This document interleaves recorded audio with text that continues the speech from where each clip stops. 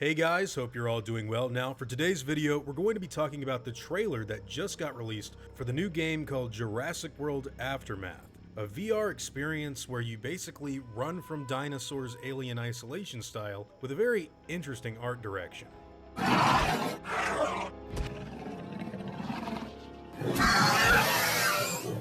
So the footage for this thing just kind of dropped out of nowhere, and as soon as I saw it, I knew I wanted to talk to you all about it because there's a lot of stuff going on here that I think could warrant a lot of good conversation. So one of the first things that I want to talk about is just the dinosaurs that we see visibly on screen. Dinosaurs and reptiles anyways. There's Pteranodon, Velociraptors, Compies, we hear a T-Rex in the background, and yeah, I guess this thing is set post-Jurassic World's fall, or maybe even sometime later, like in 2016 or 17. Of course, probably the most interesting thing to talk about right off the bat is just the fact that this game's art direction is very, very unique and unexpected, to say the least, at least for me anyways. It honestly fascinates me because they pretty much made the game that a lot of people were asking for. They wanted an alien isolation style first-person experience where the whole goal of the game is to run around and hide from dinosaurs. Specifically velociraptors. The whole goal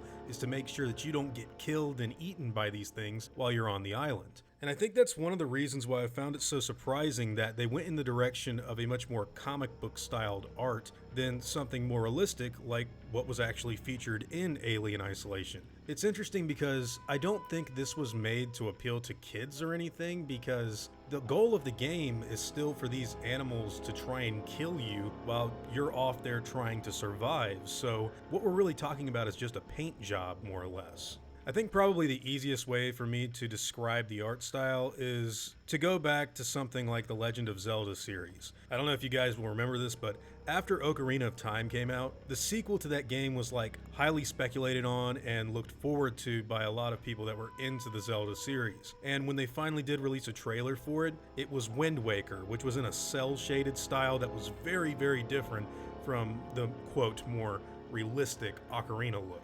All in all, I just found it very, very surprising. Now, it looks like the goal of the game is to just kind of either steal documents from InGen, walk around the park, or just survive. I'm not really sure, to be completely honest with you. Again, this footage came out of nowhere. We did know that Jurassic World Aftermath was a game that was on the way, but we didn't really know anything else outside of those small details. That being said, I don't think this is going to be like a $60 AAA title. It looks to be more of something along the lines of $20 or $30, and it's probably taking inspiration from the Star Wars stuff like Vader Immortal. Still, I do find this game pretty interesting.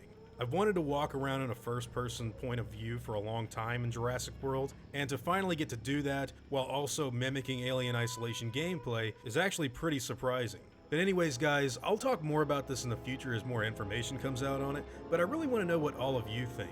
I find it so interesting that they've created a game where you have to run away from dinosaurs trying to kill you, and the environments and everything kind of looks like Borderlands. But anyways guys, those are all just my thoughts and opinions on the subject matter. What do all of you think? What's your opinion on this Jurassic World Aftermath trailer, and how do you think it stacks up to the previous VR games that came out for Jurassic World and Fallen Kingdom? Whatever your thoughts and opinions happen to be, I'd love to hear them in the comments down below.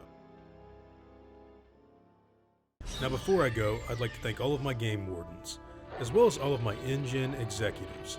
I'd also like to thank all of my park workers and InGen hunters as well. Guys, it seriously means the world to me that you all continue to support what I do, and I never want you to ever forget that. Now, I'd like to thank you all for watching today's video, and hope you all enjoyed the content. If you feel like I deserve it, I'd appreciate the like and hope that you'll consider subscribing if you're interested in hearing from me again. I'll see you all in the next video, guys, and as always, take it easy.